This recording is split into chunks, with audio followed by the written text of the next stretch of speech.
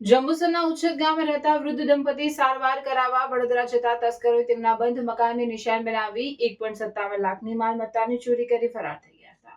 ભરૂચ જિલ્લાના જંબુસર તાલુકાના ઉચ્છેદ ગામે ખડકી ફળિયામાં રહેતા વૃદ્ધા કાશીબેન પઢાર ગત 1 મેના રોજ પતિ રૈજીભાઈને લઈને વડોદરા માનસિક બીમારીની સારવાર કરાવવા ગયા હતા.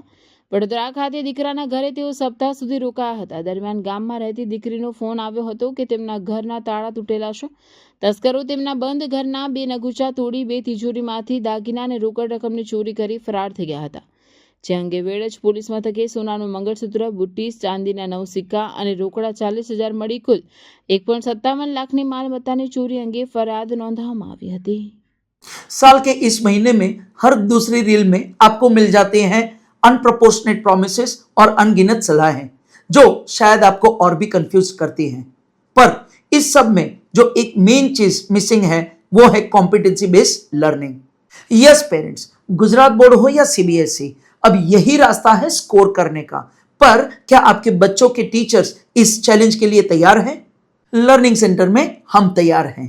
9th 10th हो या 11th 12th, गुजरात बोर्ड हो या सीबीएसई, हमारे नए करिकुलम का एकमात्र फोकस है कॉम्पिटेंसी बिल्डिंग.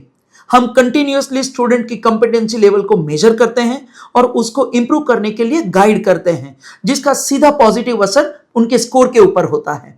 इसके अलावा हम स्टूडेंट को देते हैं टाइम मॉनिटरिंग शीट, जहां पे स्टूडेंट घर पे कितना घंटा पढ़ाई करते हैं उसका भी हम ट्रैकिंग करते हैं.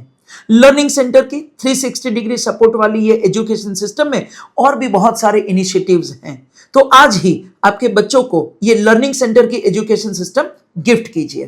तो आज ही कांटेक्ट कीजिए या तो हमारे कोई भी सेंटर की विजिट कीजिए.